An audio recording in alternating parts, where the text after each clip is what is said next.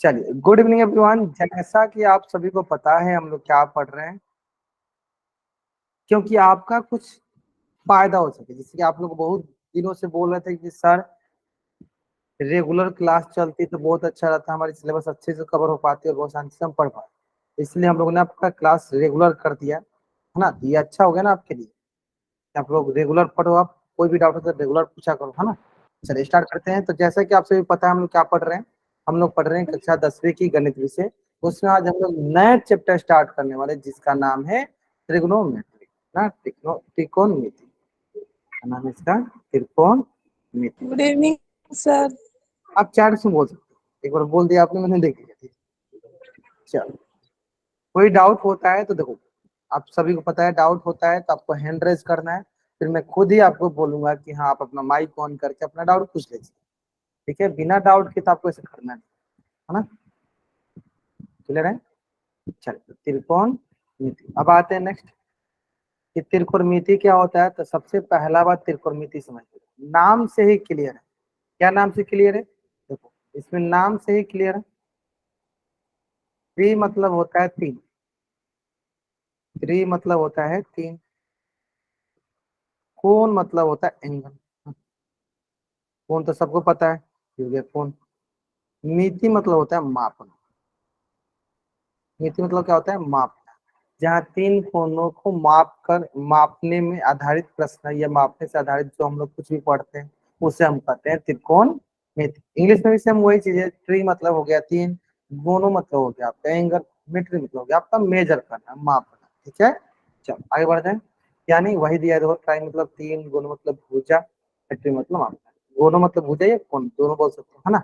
इसका मतलब ये हुआ, इसका मतलब ये हुआ कि सर जिस भी चैप्टर में या जिस अध्याय में हमें तीनों भुजाओं के मापों के बारे में, तीनों भुजाओं के, तीनों एंगल के बारे में, तीनों कोणों के मापों के बारे में बात किया जाता है, अध्ययन किया जाता है, उसे क्या कहते हैं त्रिकोणमिति कहते हैं। उसे क्या कहते हैं सर त्रिकोणमिति कहते हैं। यानी त्रिकोणमिति का पूरा त्रिभुज के तीनों भुजाओं के माप से होता है ना, या त्रिभुज के तीनों कोणों के माप से किया जाता है। उम्मीद करते हैं यहाँ तक अच्छे से क्लियर आपको समझ में आ गया हो जो चीज अभी तक बताया हमने। हाँ चलो, वंश कौशिक नाम सोच लेंगे बाबा, अपने हाथ हैंड रेज किया, पूछिए क्या डाउट बाबा आपको। सर समझ में नहीं आया, दोबारा से समझा दो सारा। अच्छा अच्छा, वही तो स्टार्ट किया, इसमें क्या समझ, चलो फिर से समझा दो। देखो हमारा जो आज का चैप्टर है वो क्या है, चैप्टर, इस चैप्टर का नाम है त्रिकोणमिति। इस चैप्टर का नाम त्रिकोणमिति ही क्यों पड़ा ये मैं समझा रहा था। देखो तो ये टोटल 3 पार्ट में तोड़ के बना हुआ। देखो क्या है सर, पहला है जो हमारे पास वो है त्रि। अगर हमारे पास कहीं भी त्रिकोणमिति लिखा हुआ है, ये 3 पार्ट में बना है। इसका अगर संधि विच्छेद करते हैं तो 3 पार्ट। पहला लिखा है सर त्रि, और त्रि का मतलब होता है क्या, 3। दूसरा लिखा है सर कोण, कोण हो जाए या भुजा हो जाए बात बराबर है ना। कोण बोलो या भुजा बोलो बात बराबर है। और तीसरा क्या लिखा है सर मिति, मिति मतलब होता है मापना, है ना। यानी जिस अध्याय में हम तीनों भुजाओं के माप, तीनों कोणों के मापों के बारे में हम पढ़ते हैं उसे हम त्रिकोणमिति। यहाँ ब्रजेश कुमार नाम से यहाँ आपका चैप्टर 5 कंप्लीट हो चुका है। उसमें हमने विलोपन विधि, सॉरी उसमें हमने आपका दो द्विघात समीकरण की जितना चीजें सारी चीजें हम लोग डिस्कस कर ली, है ना। क्लियर है। चलो तो त्रिकोणमिति समझ में आप, है ना। अब आते हैं नेक्स्ट। ठीक है, तो यानी किसी त्रिभुज की भुजाओं और कोणों के बीच संबंधों के अध्ययन को क्या कहते हैं, त्रिकोणमिति कहते हैं। आगे समझ में ना, भुजाओं तथा कोणों के बीच के रिलेशन संबंध को हम क्या कहते हैं, त्रिकोणमिति कहते हैं। और इसमें सबसे इंपॉर्टेंट एक पॉइंट जरूर याद रखिएगा कि त्रिकोणमिति हमेशा किस प्रकार के त्रिभुज के लिए पढ़ा जाता है। तो त्रिकोणमिति हमेशा समकोण त्रिभुज के लिए पढ़ा जाता है ना। याद रखिए, क्या याद रखना है सर, त्रिकोणमिति किस प्रकार के त्रिभुज के लिए पढ़ा जाता है। तो त्रिकोणमिति जो होता है समकोण त्रिभुज के लिए पढ़ा जाता है, सिर्फ समकोण त्रिभुज के लिए ज्यादा महत्वपूर्ण होता है ना। तो जो भी समकोण त्रिभुज आएगा उसमें ही हम अधिकतर समय में त्रिकोणमिति का यूज करते हैं। ठीक है, आगे मैं बताऊंगा क्यों ऐसा करते हैं। ठीक है, चलो अभी के लिए 2 चीजें याद रखो कि त्रिकोणमिति किसे कहते हैं। तो त्रिकोणमिति भुजाओं और कोणों के बीच के संबंध को हम क्या कहते हैं, त्रिकोणमिति कहते हैं। वो भी किसके भुजाओं को, त्रिभुज के भुजाओं और कोनों के बीच के संबंध। इंग्लिश में नहीं, इंग्लिश में जान क्या आप थोड़ा सा सही मजा दो, ये क्या है इंग्लिश में? तो इंग्लिश में भी बताया थोड़ा बहुत कि trigonometry is the relation between sides and angles. क्या साइड्स और एंगल के बीच के रिलेशन को कहते हैं। और त्रिकोणमिति कहाँ सबसे ज्यादा इंपॉर्टेंस है? त्रिकोणमिति सर राइट एंगल ट्रायंगल में समकोण त्रिभुज में सबसे ज्यादा महत्वपूर्ण होता है, सबसे ज्यादा महत्वपूर्ण इंपॉर्टेंस रोल अदा करता है। किसमें? समकोण त्रिभुज में, है ना। चलो अब आते हैं नेक्स्ट। अब अगला क्या है सर? त्रिकोणमिति का दैनिक जीवन में उपयोग। यूजेज ऑफ त्रिकोणमिति in daily life. Usages of त्रिकोणमिति इन डेली लाइफ। तो सबसे पहला यूज क्या है सर? भवन का ऊंचाई ज्ञात करने की, है ना। किसी भी भवन का अगर हमें ऊंचाई ज्ञात करना हो तो हम वहां पे ऊपर से लेकर नीचे तक इंची टेप लेकर ज्ञात नहीं करेंगे, है ना। हमें कुछ त्रिकोणमितीय अनुपात पता होगा, हम कुछ त्रिकोणमिति का यूज करके, त्रिकोणमिति का यूज करके या उसका उपयोग करके उस भवन का ऊंचाई पता कर सकते हैं। ठीक है। ठीक उसी प्रकार पानी में जो हमारे पास पनडुब्बी जो तैरते रहता है उसकी गहराई पता कर, पनडुब्बी क्या करती है? गहराई पता करने के लिए भी त्रिकोणमिति का यूज करता है। ठीक है। जनरली क्या होता है, मैं थोड़ा बहुत आपको हिंट देता हूँ तो क्या आपको समझ में आ जाएगा कि पनडुब्बी कैसे गहराई मापता है ना। तो मान लो ये हमारे पास, ये मान लो हमारे पास ओशियन है, मतलब समुद्र है ना। और इस समुद्र मतलब यहाँ तक समुद्र है, इस समुद्र का तल है ना, ये समुद्र का ये तल है, नीचे वाला समुद्र का तल है, ये सारे सारे समुद्र है ना। अब हम क्या करते हैं कि सर यहाँ से हम देखो, एक यहाँ से हम एक नाव बनाते हैं। क्या करते हैं? हम यहाँ से एक नाव बनाते हैं। नाव ये पनडुब्बी बना लो कभी। अब इस पनडुब्बी से हमें पता करना है कि इसकी गहराई, समुद्र की गहराई कितनी है। देखो क्या करते हैं, इसमें एक नीचे सोनार लगा रहता है, बहुत बाद में पढ़ोगे आप, एक सोनार सिस्टम लगा रहता है ना। तो यहाँ से जैसे कि इको, इको के बारे में आप पढ़ोगे साइंस में, जैसे कि आपने इसके बारे में चमगादड़ के बारे में पढ़ा हुआ। चमगादड़ क्या करता है? इको मतलब उत्पन्न करता है और इको के सहारे वो आगे बढ़ते रहता है। ठीक है? और जैसे कि आपको पता है कि चमगादड़ रात में इको छोड़ता है, उसको इको के सारे पता कर लेता है कि आगे दीवार है कि नहीं दीवार है। सेम काम हम यहाँ पे करते हैं, पनडुब्बी में भी क्या करता है ये, यहाँ से अपना रे छोड़ेगा और यहाँ तक जाएगा, है ना। और इसके बीच में देखो आप हमेशा क्या समकोण त्रिभुज का निर्माण होता है। तो इसमें समकोण त्रिभुज का निर्माण होता है, तो यहाँ पे भी हम लोग दैनिक जीवन में त्रिकोणमिति का यूज करते हैं। तो कितना समय लगा, कितना हाइट है, सब कुछ हम इससे पता कर पाते हैं। आए समझ में हमारे पास कि पनडुब्बी की सहायता से हम कैसे गहराई का पता लगा लेते हैं। और उसमें भी हम क्या करते हैं, ये कौन सा लेसन है? ये त्रिकोणमिति लेसन मैं आपको समझाने की कोशिश कर रहा था एक एग्जाम्पल के जरिए कि त्रिकोणमिति के कहाँ कहाँ यूज होता है। समझे? पूजा नाम से जो बच्चा ज्वाइन किया है, तो देखो त्रिकोणमिति का यूज हमें पनडुब्बी में हम करते हैं। पनडुब्बी के सहारे हम पता कर पाते हैं कि गहराई, समुद्र की गहराई कितनी है ना। ठीक उस प्रकार सीढ़ी की भी लंबाई पता कर सकते हैं। जैसे कभी कभी आपके दैनिक जीवन में देखो, ये दोनों ने सीख लिया। अब सीढ़ी के बारे में समझ, सीढ़ी के कैसे लगे। मान लो ये हमारा घर है, ये मान लो हमारा घर, और इस पे हमने ऐसे सीढ़ी लगा रखा है, ऐसे सीढ़ी लगा रखा है। हम इसकी भी लंबाई पता कर सकते हैं। किसके सारे? इसकी भी हम लंबाई पता कर सकते हैं। लंबाई किसकी? सीढ़ी की लंबाई। किसकी लंबाई? सीढ़ी की लंबाई हम पता कर सकते हैं। किसके सहारे? किस विधि से? है तो पाइथागोरस थ्योरम के अनुसार, पाइथागोरस प्रमेय के अनुसार हम लंबाई पता कर सकते हैं। ठीक है। चलो अगला क्या है सर? जमीन से हवाई जहाज का ऊंचाई ज्ञात करना, है ना। जनरली क्या होता है, कभी कभी ये समझ में आ गया। जनरली क्या होता है, ध्यान दो, कभी कभी मान लो यहाँ से एरोप्लेन एरोप्लेन जा रहा है ना,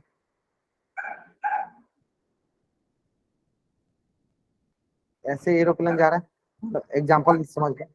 और नीचे हम यहाँ पे खड़े हुए, हम खड़े हुए हैं, और हमें पता करना है कि सर ये जो एरोप्लेन हमारा हमसे कितनी दूरी पे है, कितनी ऊंचाई पे है। तो यहाँ पे भी हम कौन सा चैप्टर यूज करेंगे? तो यहाँ पे हम त्रिकोणमिति के सहारे पता करेंगे। त्रिकोणमिति के सहारे पता करेंगे कि एरोप्लेन प्लेन जो है कितनी ऊंचाई पे, हमसे कितनी ऊंचाई पे। अभी देंगे, अभी आपको लेना है, स्क्रीनशॉट में दूंगा आपको। बस आपको समझ लो कि हम त्रिकोणमिति का देखो कहाँ कहाँ हम यूज कर रहे हैं, है ना। तो देखो, तो हम एरोप्लेन की ऊंचाई ज्ञात करने के लिए भी हम त्रिकोणमिति का यूज करते हैं। सीढ़ी की लंबाई ज्ञात करने के लिए हम त्रिकोणमिति का यूज करते हैं, है ना। ये 3-4 उपयोग आपको दिख रहे होंगे। इसके अलावा भी हम लोग बहुत ही ज्यादा, मतलब एग्जाम्पल आपको मिल जाएगा दैनिक जीवन में जहाँ पे हम त्रिकोणमिति का यूज करते हैं, है ना। चलो अभी के लिए क्या करो, जल्दी जल्दी आप इस पेज का स्क्रीनशॉट ले लो और शेयर करो, आप डबल वही करो, जल्दी करेंगे, है ना। अभी के लिए क्या करो, आप जल्दी जल्दी आप इस पेज का स्क्रीनशॉट ले लो और शेयर करो, आप डबल वही करो।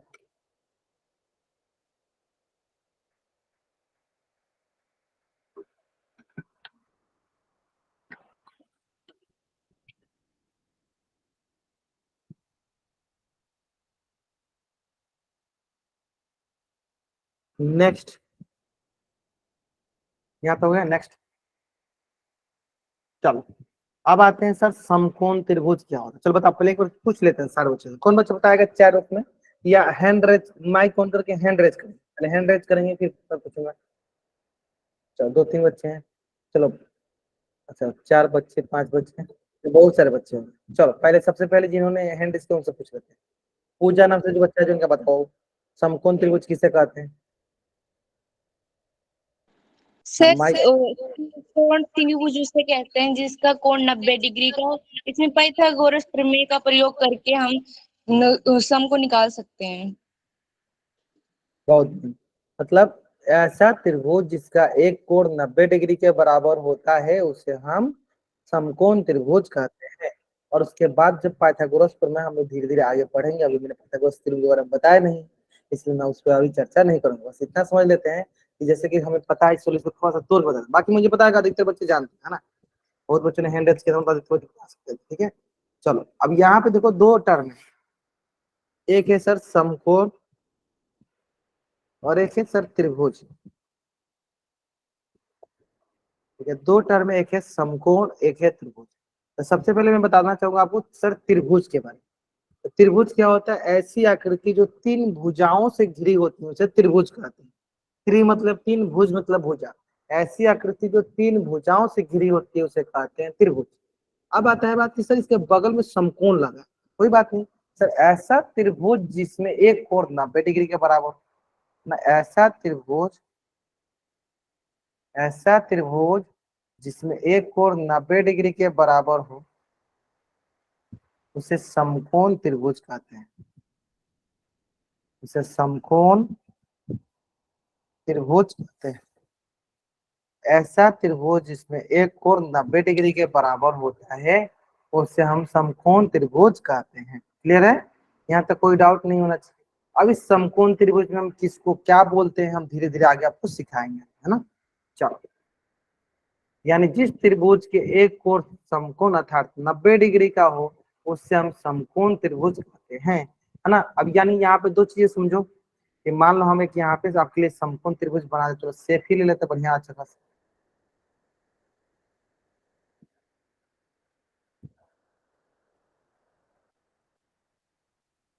दूसरा सेफ ले लेते हैं, आ गया सेफ, समकोण त्रिभुज का सेफ लेते हैं हम। चलो क्या होगा सर, ये समकोण। तो ध्यान दो, हम क्या जानते हैं सर, हम जानते हैं त्रिभुज के तीनों कोणों का योग कितना होता है 180 डिग्री। तो मान लो ए बी सी, तो अगर मैं बोलूँ सर कोण ए प्लस कोण बी कोण सी का मान कितना होता है सर 180 डिग्री। क्या जानते हैं सर, त्रिभुज के तीनों कोणों का कितना होता है 180 डिग्री। तो अगर सर एक कोण 90 डिग्री हो गया तो बाकी दोनों कोण क्या हो, ये दोनों कोण का योग कितना होगा 90 डिग्री। यानी इसका मतलब ये हुआ कि अगर बीच वाला कोण का मान जो है अगर 90 डिग्री हो गया तो इस बाकी दो कोण क्या होंगे, हमेशा 90 डिग्री से कम होंगे। यानी कोण ए और कोण सी हमेशा क्या होगा 90 डिग्री से कम हो, हमेशा 90 डिग्री से कम हो, हमेशा 90 डिग्री से कम होंगे, हमेशा क्या होंगे 90 डिग्री से कम होंगे। यानी कोण ए और कोण सी लेस देन 90 डिग्री होगा, लेस देन 90 डिग्री होगा ना। क्लियर है, ए और सी हमेशा 90 डिग्री से कम हो गए, यानी 90 डिग्री से कम, इसका मतलब ये हो गया न्यून कोण। ए और सी हमेशा क्या हो गए न्यून। वही लिखा है सर सेकेंड स्टेटमेंट, एक समकोण त्रिभुज में एक समकोण होता है बाकी दो न्यून कोण। एक समकोण त्रिभुज में एक समकोण होता है बाकी, इंग्लिश बता दो, इंग्लिश में सुन लो कि any right angle triangle having one right angle and another two angle are न्यून कोण, मतलब एक्यूट एंगल ना, मतलब कि एक एंगल जो होता है राइट एंगल होता है तो other two angle are acute, other two angle are acute. Is it okay. चलिए जल्दी आप इस पेज का स्क्रीनशॉट लीजिए और शेयर रखना, आप डबल वाइट जल्दी करेंगे। जल्दी आप इस पेज का स्क्रीनशॉट लीजिए और शेयर रखना, आप डबल वाइट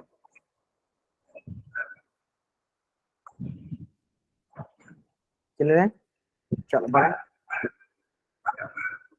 यानी एक समकोण त्रिभुज में एक समकोण तथा दो न्यून कोण होते हैं। आगे सर ये वाला समकोण हो गया, ये वाला समकोण हो गया, बाकी तो क्या हो जाएगा, न्यून कोण, है ना। चलो इसकी भुजाएं कौन कौन सी होगी सर, ये हो जाएगी इसकी भुजा, ये दूसरी दूसरी भुजा ही होगी, तीसरी भुजा। कौन कौन कौन से हो गए, तो सर कौन हो गया, ए कौन, बी कौन और सी कौन, ए कौन बी कौन सी कौन ना। चलिए आप इसका भी स्क्रीनशॉट ले लीजिए और शेयर करना, आप डबल वाई टाइप कर दीजिए। इसका भी पेज, इस पेज का भी आप स्क्रीनशॉट ले लीजिए और शेयर करना, आप डबल वाई टाइप कर दीजिए। क्लियर है यहाँ पर, बढ़े आगे ना। अब नेक्स्ट देखो, ठीक है। अब देखो इसके बारे में थोड़ा, भुजाओं के बारे में हम थोड़ा पढ़ लेते हैं ना। तो देखो सबसे पहले ये ध्यान देना, जो भी ये 90 डिग्री के सामने वाला होता है, 90 डिग्री के सामने वाला, इसे कहते हैं कर्ण। कर्ण बोलते हैं, इंग्लिश में बोलते हैं इसको हाइपोटेन्यूस। हाइपोटेन्यूस हमेशा क्या ध्यान देना है कि सर जो भी 90 डिग्री के सामने, समकोण के सामने वाली भुजा, समकोण के सामने वाली भुजा को हमेशा कर्ण बोलते हैं, हाइपोटेन्यूस बोलते हैं। और यह जो भुजा होती है बाकी दोनों भुजाओं के बराबर या उससे बड़ी होती है, बाकी दोनों भुजाओं के बराबर या उससे बड़ी होती है ना। चलो इसके बारे में लिखा गया सर अगला, कल हम क्या पढ़ने वाला है सर, कर्ण पढ़ने वाला है ना। तो क्या बोला है सर, समकोण त्रिभुज में समकोण के सामने वाली भुजा, यानी इसके सामने वाली भुजा ही क्या कहलाती है सर, हाइपोटेन्यूस कहलाती है, जिसे हम एच से डिनोट करते हैं, यानी कर्ण से हम एच से डिनोट करते हैं। यानी समकोण त्रिभुज में समकोण के सामने वाली भुजा ही हमारा कर्ण कहलाता है, हाइपोटेन्यूस कहलाता है, ठीक है। और कर्ण समकोण त्रिभुज की सबसे लंबी भुजा होती है, और ये दोनों भुजाओं में से सबसे लंबी भुजा यही होती है, दोनों भुजा में सबसे लंबी भुजा क्या होती है, यही होती है, ठीक है। क्लियर है, ये सबसे लंबी भुजा,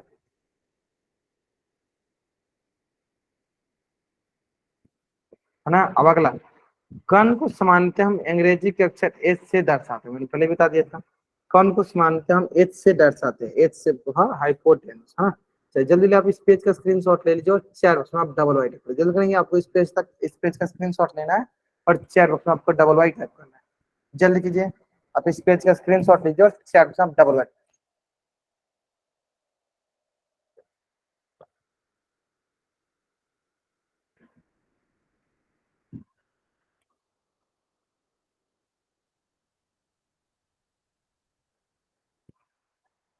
चलिए बहुत बढ़िया बहुत बढ़िया, आगे देखिए। चलो इस प्रकार के अन्य आवश्यक हरकतें करने से पहले थोड़ा सा सावधान हो जाए, ठीक है। अमृत, अमिता नाम से जो बच्चा जो है,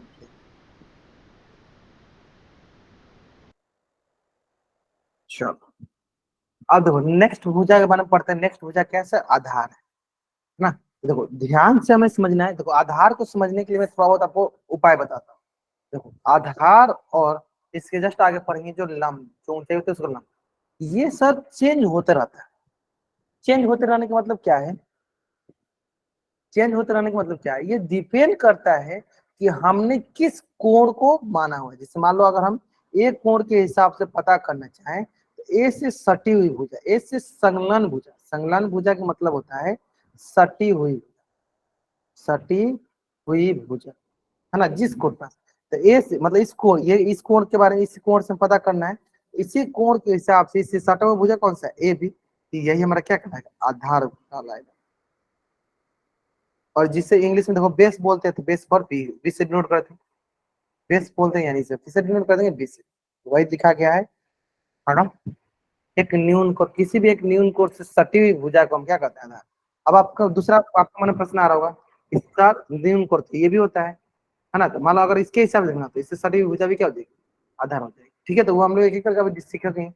अभी के लिए मान लो हम कोण ए को ही जूम करके चल रहे हैं, कोण ए से सटी हुई भुजा क्या कहलाएगी, आधार कहलाएगी। और ए से सटी हुई भुजा क्या कहलाएगी, आधार कहलाएगी, है ना। बढ़ते आगे, तो आगे बढ़ते हैं। नेक्स्ट, देखो तो ये मतलब कि कोण ए से सटी हुई भुजा को हम आधार कहते हैं। अब आता है लंब। अब देखो इसका मतलब ये हुआ कि सर समकोण त्रिभुज में किसी न्यून कोण के सम्मुख भुजा को लंब कर, मतलब ये हमारा क्या है, ये हमारा क्या है, कोण है ना। इस न्यून कोण के सम्मुख मतलब इसके सामने, सम्मुख मतलब इसके सामने कौन सी भुजा है सर, ये तो इसे हम क्या कहेंगे, हम लंब। इससे हम ऊंचाई भी कहते हैं, इसे क्या कहते हैं, हम ऊंचाई भी कहते हैं। और जिसे हम किससे डिनोट करते हैं सर, पी से डिनोट करते हैं। क्यों? क्योंकि P for perpendicular, P for perpendicular. ठीक है। लेकिन अभी आपके मन में दो तीन प्रश्न आएगा कि सर हमने तो ये भी सीखा था कि सर आधार जो होता है वो चेंज होते रहता है। हाँ देखो, जिस कोण के बारे में पूछा जाए, जिस कोण के आधार पर पूछा जाए कि सर हमारे पास आधार क्या है, लंब। जैसे कि यहाँ पे आपको सारा का सारा एक ही हिसाब से पूछा गया, इसमें बोलो और अब ध्यान से देखिएगा। तो मान लो मैं यहाँ पे बनाता हूँ दो त्रिभुज, तब आपको एकदम अच्छे से क्लियर आई होगा। चलो ये हो गया ए, ये हो गया बी, ये हो गया सी, ये हो गया ए बी और ये हो गया सी। 90 90 है ना। अब थोड़ा ध्यान दीजिए, थोड़ा ध्यान से देखिए।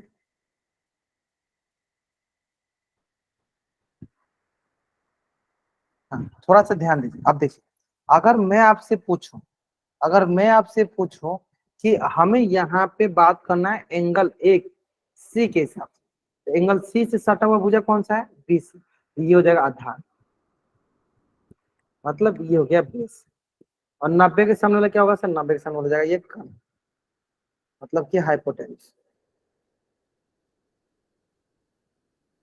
सर जो भुजा बची वो भुजा कौन सी हो जाएगी, ये हो जाएगी सर लंब, मतलब परपेंडिकुलर।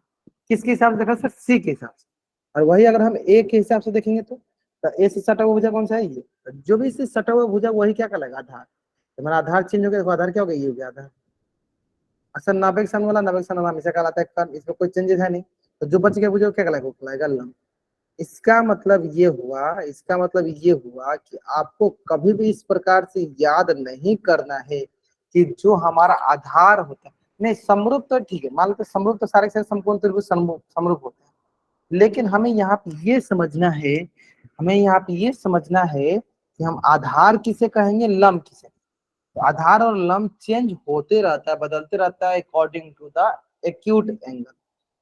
हमारे पास न्यून कोण के हिसाब से हम कौन सा न्यून कोण ले, जैसे सी वाला न्यून कोण लेंगे हमारा आधार बीसी होगा। अगर हम ए वाला न्यून कोण लेंगे तो हमारा आधार ए बी होगा। आया समझ में यहाँ तक। चलो जल्दी जल्दी आप इस पेज का स्क्रीनशॉट लीजिए और चैट बॉक्स में आप डबल वाई टाइप कर दीजिए, है ना। जल्दी जल्दी आप इस पेज का स्क्रीनशॉट लीजिए और चैट बॉक्स में आप डबल वाई टाइप कर दीजिए। यहाँ तक कोई डाउट नहीं होगा, आराम समझ में आ गया यहाँ तक, है ना। भर जाए। चलो चलो अब आते हैं, देखो सिंपल है, वही लिखा ना ये जाके। बताइए तो हम कोण ए के लिए देखिए, आप कोण सी के लिए बताइए कि ए बी भुजा क्या हो, बताइए। कोण सी के लिए ए बी भुजा, पहले आप लोग इसमें हम बाद में आते, पहले इसमें हम बाद में आते हैं, पहले हम लोग खुद से कर लेते हैं, है ना। अभी बताया सर, बताइए 90 का सामने वाला क्या कहलाएगा, ए सी भुजा क्या कहलाएगा सर, कर्ण, है ना। और सी से सटी हुई भुजा, जिस जो भी कोण लेते हैं उसे सटी हुई भुजा क्या कहलाती है, आधार। तो जो बच गया वो क्या कहलाएगी सर, वो कहलाएगी लंब। सबसे पहला क्या है सर, ए बी बताइए क्या आएगा, लंब या आधार। हाँ तो वो तो बताने लगे, तो सर ए भी होगा लंब, ए भी होगा लंब, मतलब परपेंडिकुलर, परपेंडिकुलर। क्यों होगा, क्यों होगा, क्योंकि सर हमने क्या सीखा, हमने सीखा कि जो भी एक्यूट एंगल हम ले रहे हैं, जो भी हम न्यून कोण ले रहे हैं, उसके सम्मुख या उसके सामने वाला लंब कहलाता है, या उससे सटी हुई भुजा, उससे संलग्न भुजा आधार कहलाती है ना। अब बताओ बीसी क्या होगा, बीसी क्या होता है, बीसी हो गया आधार, मतलब बेस। तो एसी क्या होगा, एसी जाएगा कर्ण, मतलब हाइपोटेन्यूस, मतलब hypotenuse. Is it okay, PBH, कर्ण कर्ण।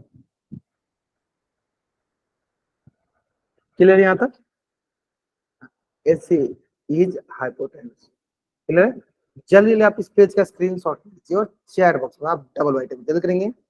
आपको इस पेज का स्क्रीनशॉट लेना है और चैट बॉक्स में आपको डबल वाइट है।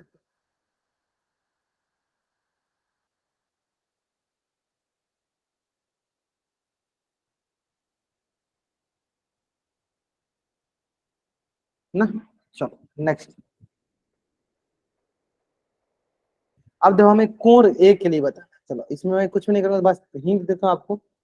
बेस के लिए आपको बी टाइप करना है, परपेंडिकुलर के लिए आपको पी टाइप करना है, और हाइपोटेन्यूस के लिए आपको एच टाइप। सबसे पहला बताइए ए बी क्या है, क्या क्या टाइप करना है आपको समझ में आ गया ना।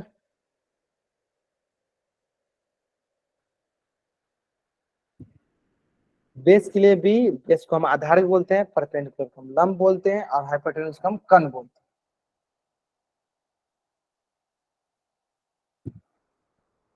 जो मैं पूछूं उसी के बारे में सिर्फ बताना है। ए बी के लिए मैंने पूछा अभी, ए बी क्या है सर, ए बी देखो इससे सटी हुई भुजा है, सटी हुई भुजा क्या होगी सर, आधार मतलब बेस।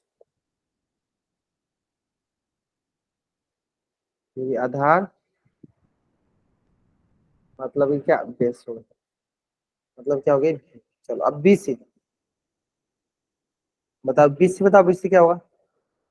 चलो बी सी पहले देखो, नापे के सामने होगा ये कण। ए सी हो गया हमारे पास, ये सी है, ए सी क्या होगा कण। हाइपोटेन्यूस कण। और बीसी क्या है सर, बीसी नापे के सामने वाले भुजा क्या होती है, बीसी कहलाएगी लंब।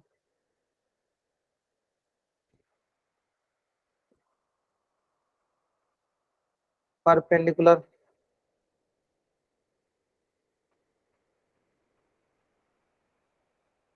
आगे सुनने। चलो जल्दी जल्दी आप इस पेज का स्क्रीनशॉट ले लो और चैट बॉक्स में आप डबल राइटिंग पे जल्दी करेंगे।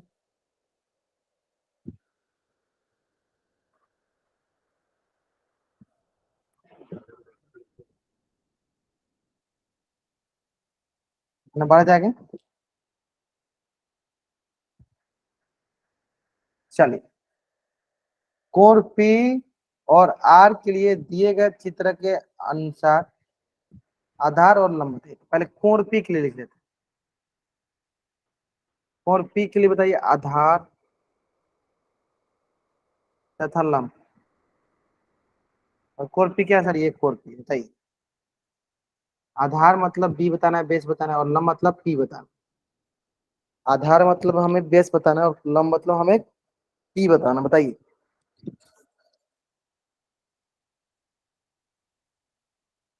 आधार मतलब हमें बी बताना है और लंब मतलब हमें पी बताना है। बताइए क्या होगा।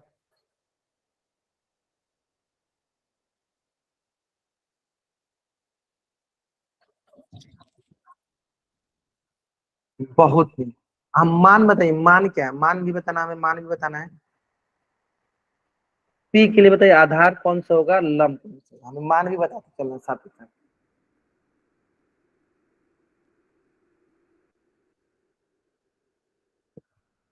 बहुत बढ़िया। चलो, यानी सर हमारे पास पी से सटी हुई भुजा कौन सी है सर, इसकी सटी भुजा है आधार। तो यानी आधार होगी सर हमारे पास कितने, 3 सेंटीमीटर। और पी के सम्मुख कौन सा है सर, 4। यानी लंब हो गई हमारे पास 4 सेंटीमीटर, किसके हिसाब से सर, पी के हिसाब से। चलो अब आगे देखते हैं।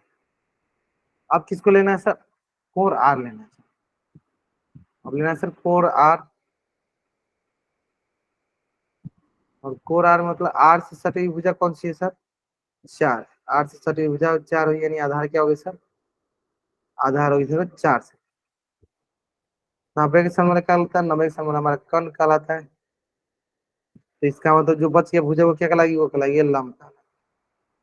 यहाँ पे हमारे पास लंब क्या हो जाएगी, लंब हो जाएगी हमारे पास 3 सेंटीमीटर। क्लियर है। यानी यहाँ से हमने क्या सीखा, यहाँ से हमने ये सीखा कि सर हमारा न्यून कोर, हम ध्यान देना किस न्यून कोर के बारे में बात कर। अगर हम पी वाला न्यून कोर के बारे में बात करें तो उससे जो सटी हुई भुजा होती है वो आधार कहलाती है, बाकी बच के भुजा लंब कहलाती है। अगर हम वो आर वाली भुजा, आर वाले कोण के बारे में बात करें तो आर से सटी वाली जो भुजा होगी वो कहलाएगी आधार, और जो बच गया वो क्या कहलाएगी, लंब कहलाएगी। क्योंकि सबसे आसान क्या पहचान होता है, कर्ण पहचान। 90 डिग्री सन वाला कर्ण कहलाता है। क्लियर है? तो इसी से रिलेटेड एक क्वेश्चन है जो कि आपके स्क्रीन पे है, और इस क्वेश्चन का आंसर आपको चैट बॉक्स में बतानी है।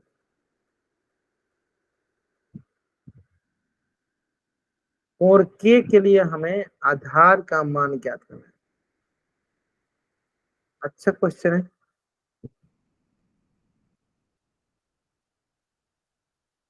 L1M08 Q01, आपके पास मात्र समय है 2 मिनट का। 2 मिनट भी अधिक ही समय है आपके लिए।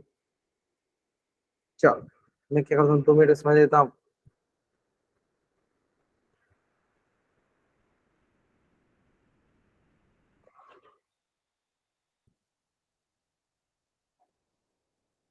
चलो बना, आराम सुना, आराम सुना।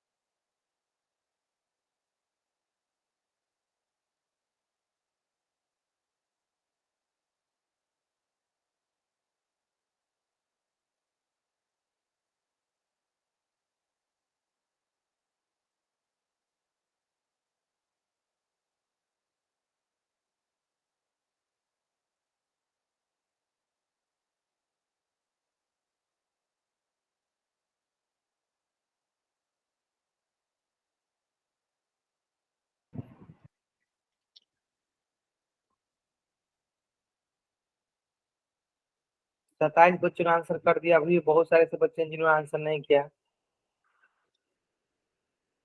ठीक है, हाँ करते बहुत थे, बाकी बच्चे करें। अभी भी आपके पास 20 सेकंड में समय है। आधार का कोर के लिए मतलब ऊपर वाला जो न्यून करे उसके लिए हमें आधार बताना है। और आधार क्या होती है, संगनन भुजा होती है, मतलब उससे सटी हुई भुजा होती है। चलो, कुछ बच्चों को यही लगता है कि सर हमेशा जो नीचे वाला होता है वही आधार, इसलिए मैंने उनका कंफ्यूजन दूर किया कि ऐसा नहीं होता। चलिए, लास्ट 5 सेकंड, 5 4 3 2, इससे सटी हुई भुजा, के से सटी हुई भुजा कौन सी है सर, केल है। तो केल ही क्या हो जाएगा, हमारा आधार हो जाएगा। केल राहुल नहीं है ना, सिर्फ केल है। ये हो गया केल, मतलब 12 हो गया, 12 सेंटीमीटर। कौन सा तो सही सर, ऑप्शन ए जो मेरा सही था। क्लियर है? चलिए जल्दी जल्दी आप इस पेज का स्क्रीनशॉट ले लीजिए और चार में डबल राइट। सर सबसे लंबी भुजा हमेशा कर्ण रहती है। सबसे लंबी भुजा हमेशा क्या होती है, कर्ण होती है। ठीक है, चलो बढ़ जाएगा। अब आते हैं सर जिसके बारे में बहुत लोग पहले से ही पता हो, इसको हमने 9th क्लास में पढ़ा था। क्या है ये सर, पाइथागोरस प्रमेय। पाइथागोरस भाई साहब, अब ये क्या कहते हैं, ध्यान से सुनिएगा, है ना। तो इनका मानना है कि पाइथागोरस प्रमेय एक समकोण त्रिभुज की भुजाओं के बीच का संबंध है ना। पाइथागोरस प्रमेय क्या है, समकोण त्रिभुज के जो भुजाओं है ना उसके बीच का संबंध।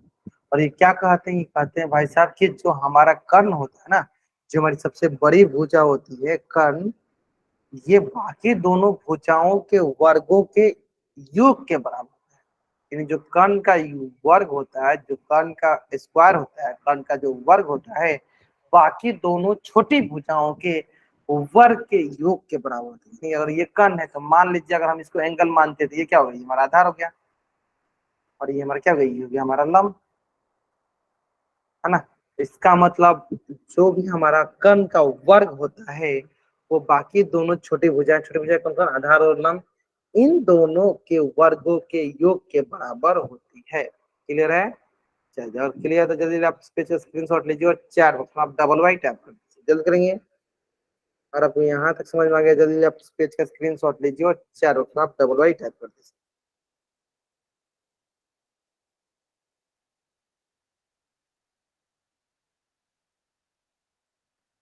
बढ़ जाएंगे। चलो, अब बोला गया है कि दिए गए चित्र में समकोण त्रिभुज का कर्ण ज्ञात कीजिए, है ना। चलो एक क्वेश्चन मैं बताता हूँ, बाकी इसके आगे का हमें क्या बताया सर, इसके सामने वाला क्या होता है सर, हमेशा नब्बे के सामने वाला क्या होता है सर, कर्ण होता है।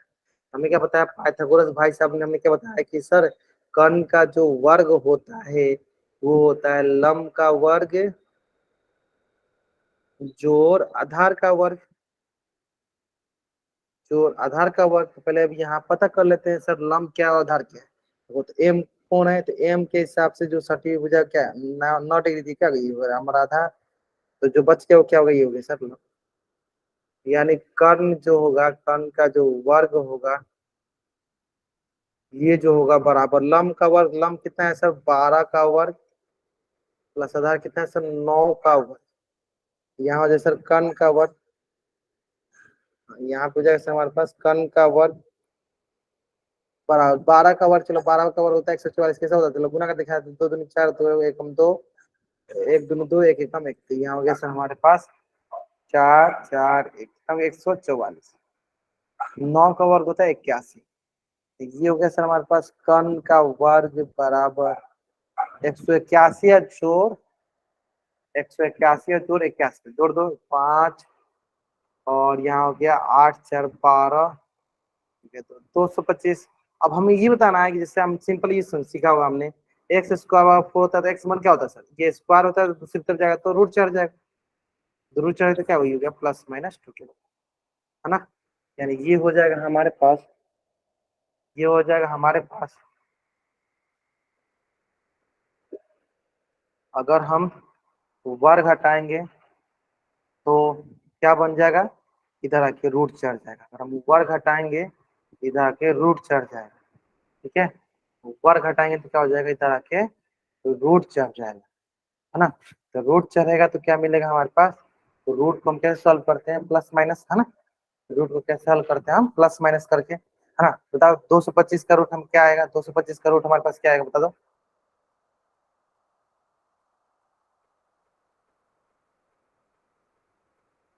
225 का क्या होगा तो देख लेते हैं।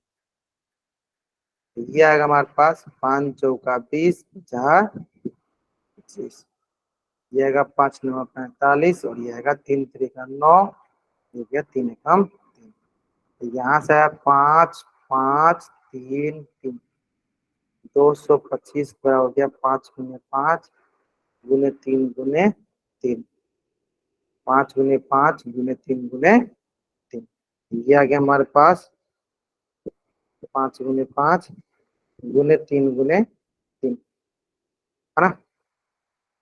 चलो अब दो दो का जोड़ा लगाते हैं, ये दोनों मिलकर एक बाहर, ये दोनों मिलकर दूसरा, ये क्या ये आ गया 5 15 सेंटीमीटर, 5 15 सेंटीमीटर, यानी कर्ण का मान क्या आ गया 15 सेंटीमीटर। आज में कैसे निकालता है, बहुत कुछ ने बना भी लिया, बहुत कुछ ने बना लिया, ठीक है।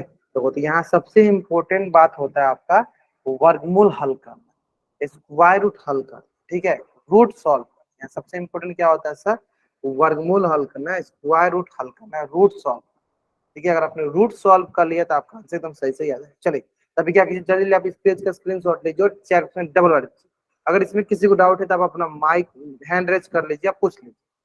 अगर आपको डाउट नहीं है तो अपना हैंड रेज, मतलब जो भी बच्चे अभी तक हैंड रेज किए अपना हैंड डाउन कर लीजिए।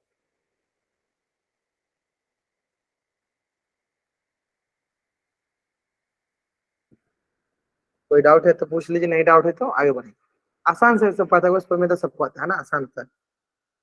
चलो बढ़ते हैं आगे, नेक्स्ट। चलो इसके लिए हमें निकालना है सर लंब निकालना है। तो मैं क्या करता हूँ, इसके लिए आपको थोड़ा सा समय देता हूँ ना, इसके लिए मैं थोड़ा सा समय देता हूँ, फिर हम लोग पोल में भी क्वेश्चन करेंगे। 1 मिनट समय लेंगे।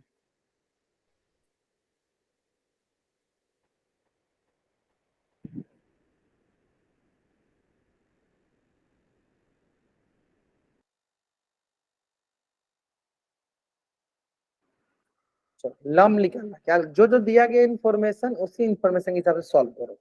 हमें दिया गया कर्ण का वर्ग जो होता है लम का वर्ग, या आधार का वर्ग जो लम का वर्ग होता है, तो हम यहाँ लम निकालना। हमें जो जो दिया गया बस उसी के हिसाब से हम काम करें।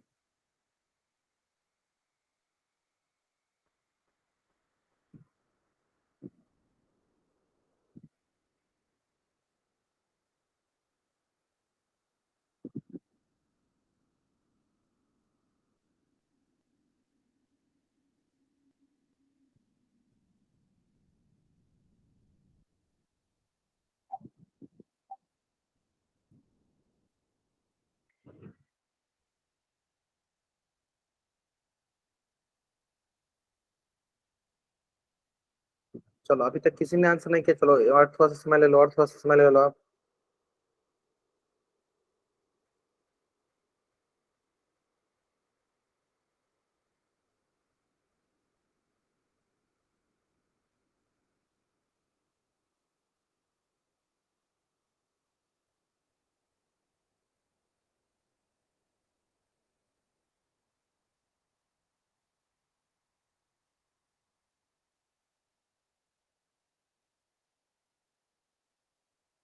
लम 7 सेंटीमीटर, चलो एक बच्चे ने 7 सेंटीमीटर बहुत नहीं, चलो बाकी बच्चे बाकी बच्चे बाकी बच्चे।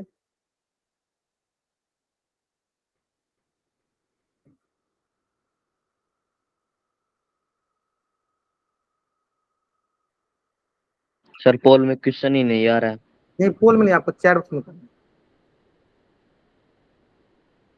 7 सेंटीमीटर पोल में जब कराना हो मैं खुद करूँ, मैं खुद बोल भी दूंगा अगर हाँ आपको पोल में करूँ।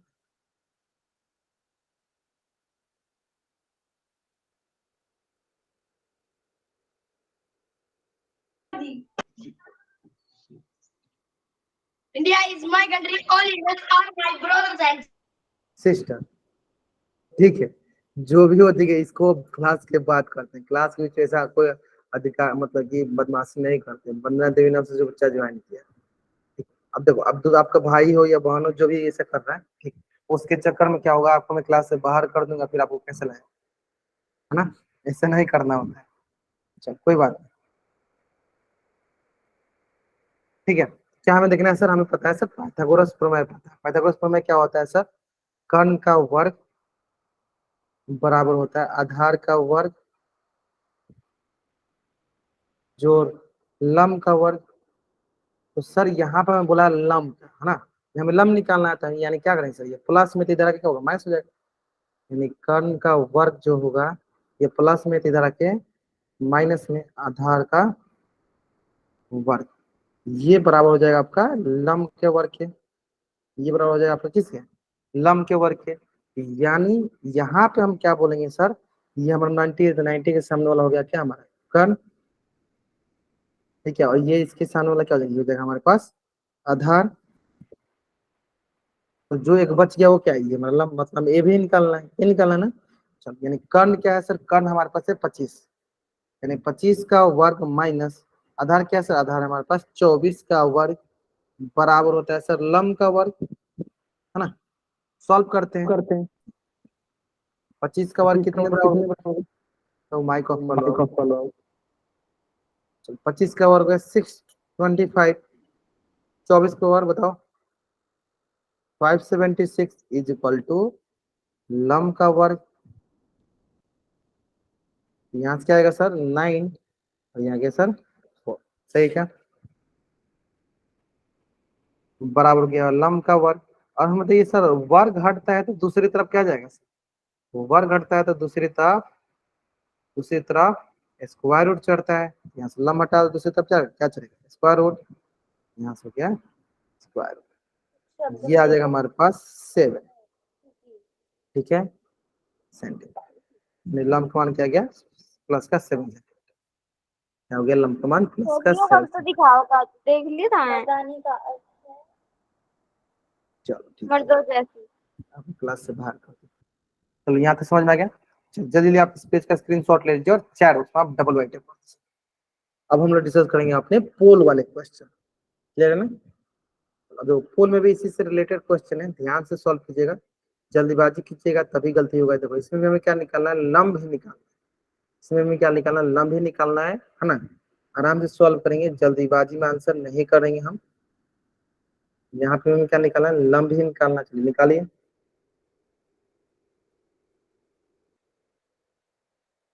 निकालो, आराम से निकालो, कोई जल्दीबाजी नहीं है।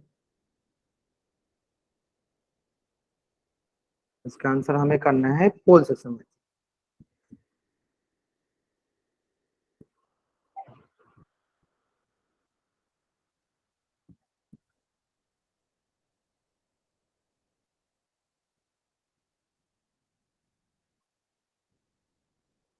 और आर के लिए दिए गए चित्र में लंब की माप ज्ञात कीजिए।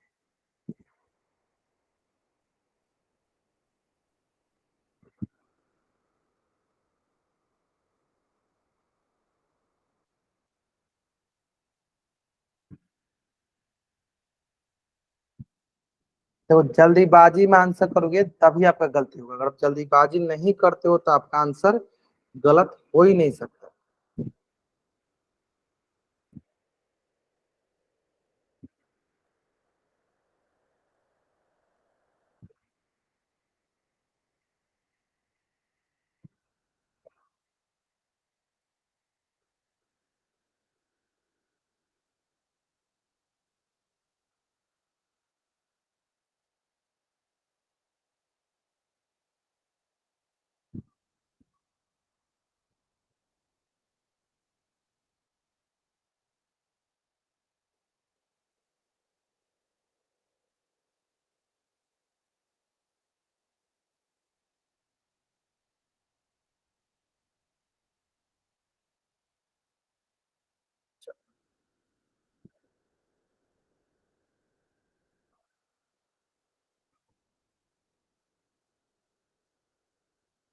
लास्ट 25 सेकंड, 48 बच्चे ज्वाइन किए और मात्र 13 बच्चों ने अभी तक आंसर किया। 48 बच्चे ज्वाइन किए और मात्र अभी तक 13 बच्चों ने आंसर किया।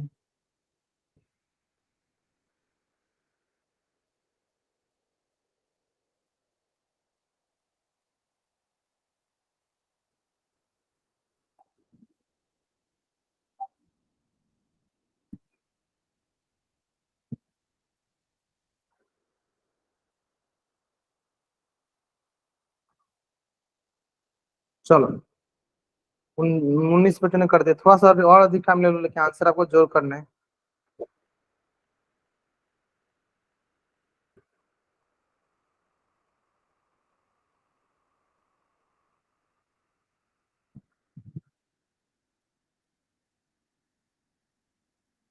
जल्दीबाजी करोगे तो आंसर गलती होगा, नहीं जल्दीबाजी करो नहीं गलती। सिंपली लम निकाला, लम क्या हो जाएगा सर, कर्ण का वर्ग माइनस आधार का वर्ग। सिंपल। लास्ट 10 सेकंड और वेट करते हैं, लास्ट 10 सेकंड और वेट करते हैं। बाकी सारे बच्चे आंसर करेंगे, जल्दी आंसर करेंगे। 10 सेकंड और वेट करते हैं हम।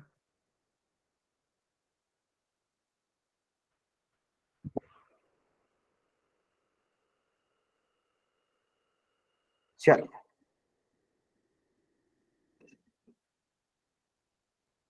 Last 5 second, 5 4 3 2 1। देखो सबसे पहले मैं आपको यहाँ बताता हूँ,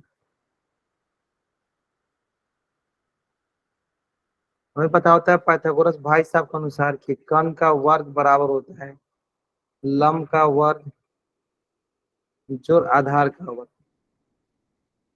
तो हमें यहाँ पे लंब निकालना है, मतलब ये वाला निकालना है। क्या कर देंगे सर, हम कर देंगे कर्ण का वर्ग, ये प्लस के इधर उधर के माइनस का आधार का वर्ग बराबर क्या हो जाएगा सर, लंब का वर्ग। ठीक है, अब चेक कर लेते हैं। यहाँ पे देखो ये 90 के स्थान वाला क्या होगा सर, हमेशा कर्ण होगा, यानी कर्ण का मान दिया 26। और ये क्या होगा सर, 8 से सटा हुआ जो भुजा, ये क्या कहलाएगा, ये कहलाएगा आधार। ये आधार हो गया। यानी कुल मिलाकर हमें सारी चीज मिल गया। कर्ण दिया 26 का होल स्क्वायर, आधार दिया 10 का होल स्क्वायर, बराबर का हो गया लंब का स्क्वायर, लंब का वर्ग। अब बात देखो यहाँ पे सबसे ज्यादा गलती कहाँ पे होता है बच्चा सबका, यही 26 का वर्ग करना। अब गुना कर लो, अगर बात नहीं है तो गुना कर लो।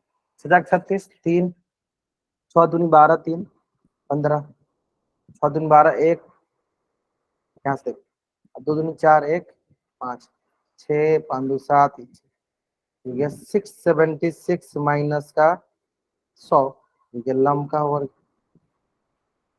ये आ जाएगा हमारे पास 576 बराबर लम का वर्ग और वर्ग हटाएंगे तो दूसरी तरफ जाएगा तो वर्गमूल चढ़ जाएगा। हमें बताइए जब वर्गमूल आएगा तो क्या होगा 576 का वर्गमूल कितना होता है सर वो होता है 24।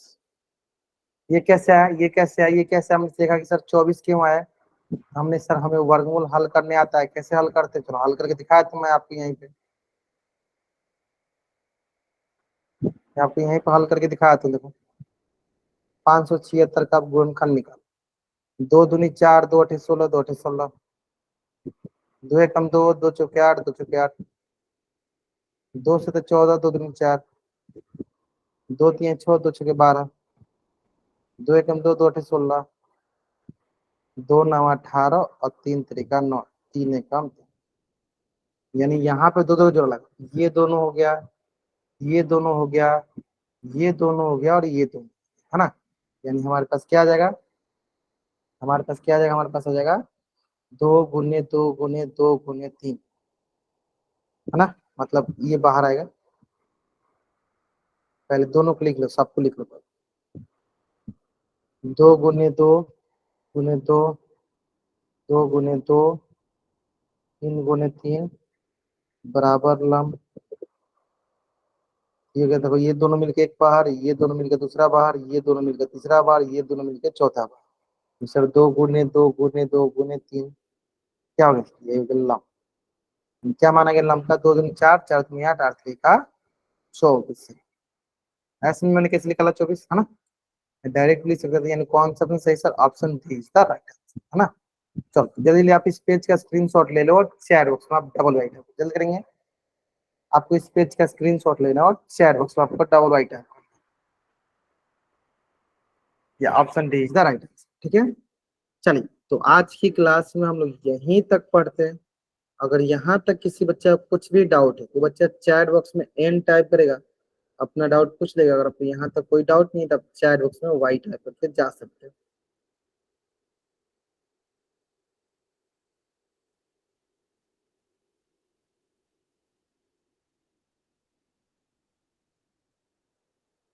सर एक डाउट है 5th हाँ चैप्टर में से 5th चैप्टर का ठीक है आप लोग जब पूछ लेना अच्छा वो क्वेश्चन जो आपने अभी रखा हुआ है सामने आप उसको ग्रुप में शेयर कर दो वहां से देख बताता हूँ बाकी बच्चे अगर आपको डाउट नहीं तो जा सकते हैं जिनको डाउट है एन टाइप करेंगे अपना डाउट पूछेंगे नहीं डाउट है जा सकते हैं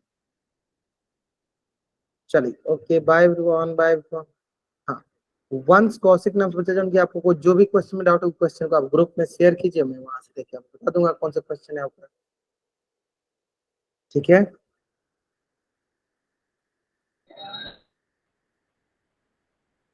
सर मुझे एक चीज का स्क्रीनशॉट लेना है हाँ बताइए कौन से स्क्रीन का त्रिकोणमिति किसे कहते हैं चलो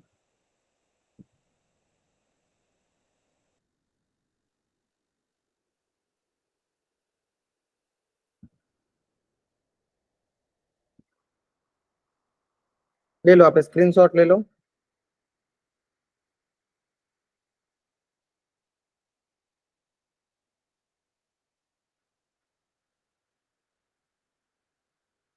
सर जो ये क्वेश्चन मैंने ग्रुप में भेजा ना ये हमारी मैम तो कह रही है कि ये एपी है पर हमें पता है कि ये एपी नहीं है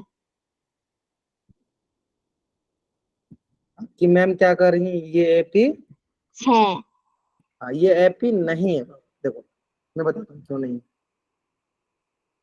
1 2 4 6 8 और 10 ये है ना यस तो सर हमने क्या सीखा हमने सीखा है कि एपी तभी होता है जब उनके सार्वो अंतर बराबर हो है ना तो देखो ये होगा आपका पहला पद ये हो गया आपका दूसरा पद है ना मैं लिख लिख बताता हूँ A1 ये हो गया A2 मतलब दूसरा पद ये हो गया A3 मतलब तीसरा पद ये हो गया A4 मतलब चौथा पद ये हो गया पांचवा पद ये हो गया छठा पद है ना ऐसे ही आगे बढ़ते जाएगा अब ध्यान दो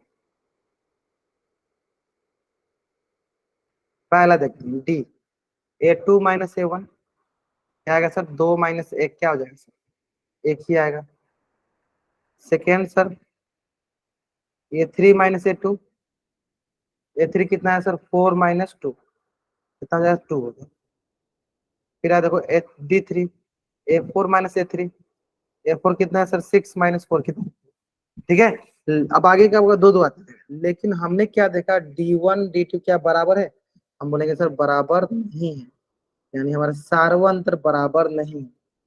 जब सार्वंतर बराबर नहीं है, सार्वंतर बराबर नहीं है, जब सार्वंतर बराबर नहीं है तो क्या बोलेंगे, यह एपी में नहीं है। आज समझ में, यह एपी में पर हमारी मैम तो कह रही थी कि ये एपी है। हाँ, एपी तभी होता जब वहां पे 0 होता, 0 2 4 ऐसे लिखा होता। आज समझ, ये एपी में नहीं है। क्लियर है, ओके चलो ओके, चलिए बाय एवरीवन, बाय एवरीवन। और किसी बच्चे का डाउट है तो पूछ लीजिए।